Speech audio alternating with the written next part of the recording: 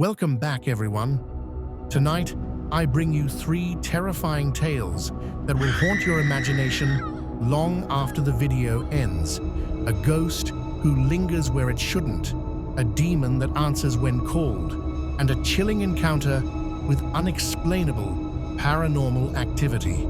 Dim the lights, put on your headphones, and remember, don't listen alone. Let's begin. Story 1. The Ghost in Room 6. There's a small roadside motel in the middle of nowhere, the kind travelers only use for a single night before moving on. One stormy evening, a man named Daniel checked in. The clerk gave him his key, but before handing it over, the man leaned in and whispered, "Whatever you do, don't look through the keyhole of room 6. Daniel laughed it off, assuming it was some local joke. But later that night, as rain hammered against the windows, he couldn't stop thinking about it. Room 6 was right across the hallway from his. Around midnight, curiosity won. He crept out, leaned down, and looked through the tiny brass keyhole. At first, he saw nothing, just darkness.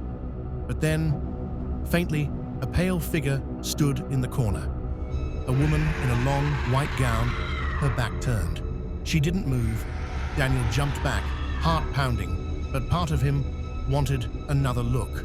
After a few deep breaths, he leaned in again. This time, the keyhole showed nothing but solid red. The next morning, he asked the clerk about it. The man grew pale and said, That room has been empty for years. The woman who stayed there, she died in that gown. People say her spirit still lingers, but you should never try to look at her. The red you saw, that was her eye staring back at you through the hole, echoing whisper, "Stop watching me." Story 2. The Demon in the Mirror. There's an old urban legend about summoning something in the mirror. Most people try it for fun, chanting silly words, daring each other. But one group of college students in 2004 took it too far. They gathered in a dorm bathroom with only candles for light. They weren't trying to summon a ghost. They had found an obscure ritual online, supposedly a way to call upon a demon for answers.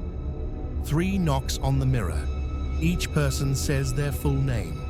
Then, blow out the candles. At first, nothing happened. They laughed, thinking it was fake. But then, the mirror fogged up on its own, as if someone was breathing from the other side. Words appeared, slowly written across the glass. "I know you." The candles relit themselves with tall, unnatural flames. One of the students panicked and tried to smash the mirror, but when it shattered, the reflection didn't break with it. The face in the mirror kept smiling. That night, they all swore never to speak of it. But over the next few weeks, each student began complaining about the same thing. Every time they looked into a mirror, even for a second, they swore they saw the reflection grin a little wider than it should. One by one, they dropped out of school. And one of them, in her journal, left behind this final message. "It doesn't matter if the mirror is broken. It follows us anyway." Story 3. The Thing in the Attic. In a quiet suburban home, a family began hearing scratching noises from the attic at night. At first, they thought it was just raccoons, but then the footsteps started. Slow, heavy, pacing directly above their bedrooms. The father went up with a flashlight one night, determined to catch the intruder.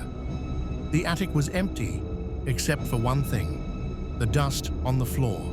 It showed footprints, bare, human footprints, circling the attic over and over again.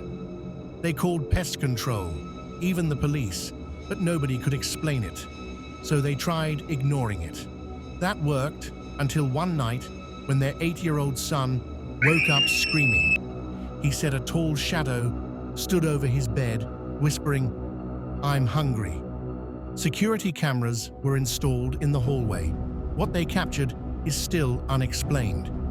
At 3:14 a.m., the attic door slowly opened on its own. A tall, dark figure, impossibly thin, crawled out. But the camera fizzled with static before its face could be seen. The family moved out the next week, but the house is still there.